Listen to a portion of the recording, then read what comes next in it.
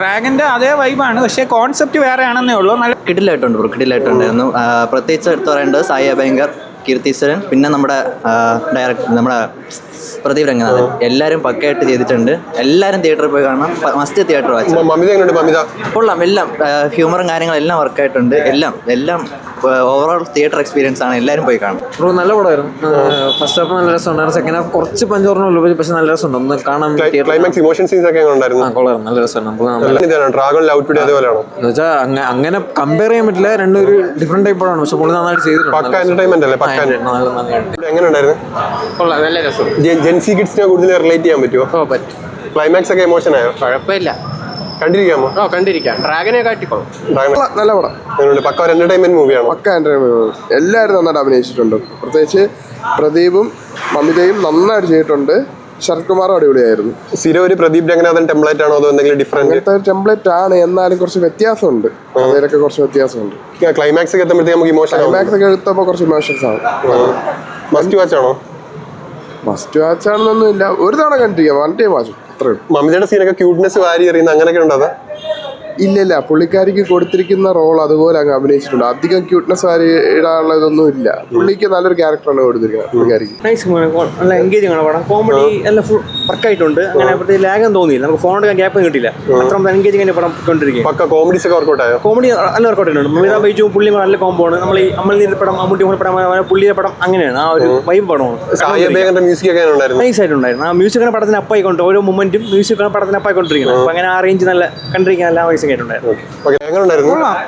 ഡ്രാഗന്റെ ഒക്കെ വേറൊരു മോഡലാണ്. നല്ല എന്റർടൈൻമെന്റ് ആണ്.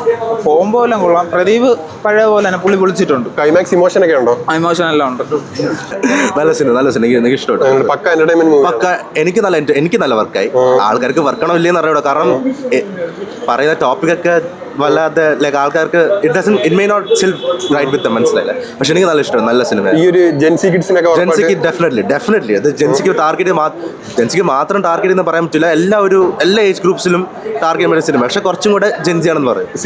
പ്രദീപ് രംഗനാഥൻ ടെംപ്ലേറ്റ് ആണോ ഡിഫറെന്റ് അപ്രോച്ച് ആണോ? ടെംപ്ലേറ്റ് എല്ലാ പ്രദീപ് സിനിമയ്ക്ക് ഒരു മെസ്സേജ് കാണുമല്ലോ. അത് ഇതിലും പിടിച്ചിട്ടുണ്ട്.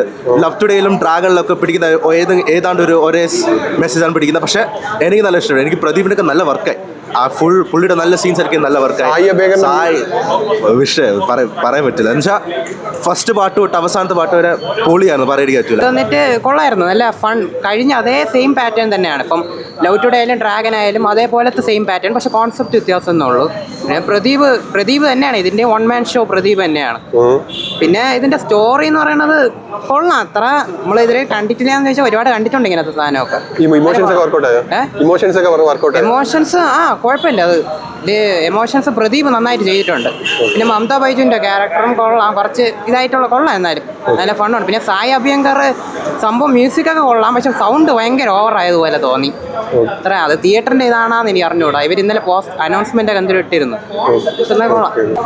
കൊള്ളാം ബ്രോ. നല്ല പടം. ഡ്രാഗന്റെ അതേ വൈബാണ്, പക്ഷേ കോൺസെപ്റ്റ് വേറെ ആണെന്നേ ഉള്ളൂ. നല്ല ഫാമിലി ആയിട്ട് എന്റർടൈൻ ഇരുന്ന് കാണാൻ പറ്റുന്ന ജെൻസിക്കും എല്ലാം ഫാമിലി ആയിട്ടും ഒക്കെ നല്ല അടിപൊളി പടമാണ്. മ്യൂസിക് കൊള്ളാം ബ്രോ. അത് നല്ല ബാക്ക്ഗ്രൗണ്ട് സ്കോറൊക്കെ ഊരുമ്പോഴൊക്കെ നല്ല ബാക്ക്ഗ്രൗണ്ട് സ്കോറാണ്. തിയേറ്റർ നല്ല ഇത് സൗണ്ട് എഫക്ട്സ് ഒക്കെ നല്ല ഇതായിട്ട് വർക്കായി. പാട്ടും ബാക്കി പുള്ളിക്കാരൻ്റെ എല്ലാം കൊള്ളാം.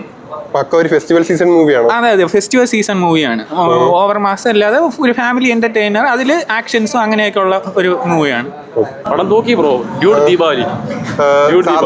ഡ്രാഗൺ പോലെയാണ്. ഡ്രാഗൺ ലവ് ടുഡേ പോലെയാണ്. കാരണം പുള്ളിയുടെ സെയിം പാറ്റേൺ ആയാലും പക്ഷെ നമുക്ക് കണ്ടിരിക്കാം, ബോറടിക്കത്തില്ല. അതേപോലെയാണ് എടുത്തു വെച്ചേക്കുന്നത്. കാരണം പുള്ളി ബിഗ് ലീഗിലാണ്.